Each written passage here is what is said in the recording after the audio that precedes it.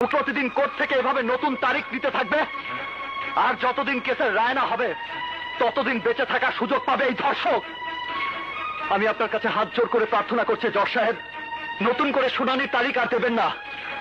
আমি আপনার কাছে প্রার্থনা করছি মে লর্ড, প্লিজ। আমি আদালতে যা বলেছি তাই এদেশের বাস্তবতা।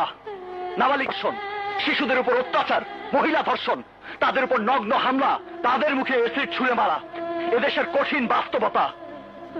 আর তা নিয়ে কারো কোনো মাথা ব্যথা নেই। ইউর অনার, যাদের উপর অত্যাচার হয়, নগ্ন হামলা হয়, তারা হয় ভয় পেয়ে মামলা করতে চায় না, আর মামলা করলেও আইনের মার প্যাচ, ঘুষের টাকা, পুলিশি হয়রানির কারণে তারা কেস চালাতে ব্যর্থ হয়। নয়তো টাকার ক্ষমতার সামনে কেসের তদন্তই বন্ধ হয়ে যায়।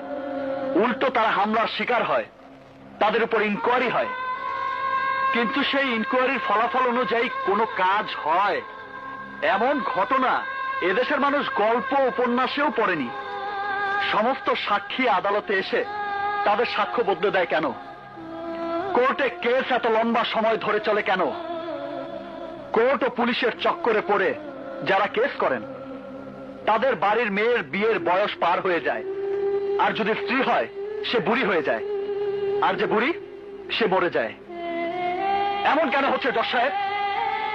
এসব নাটক তখনই বন্ধ হবে যখন কেস উঠবে এক আদালতে, একদিনই হবে শুনানি, কোর্টের সাক্ষ্য হবে একদিন, এবং সেই দিনই হবে কেসের রায়। সেই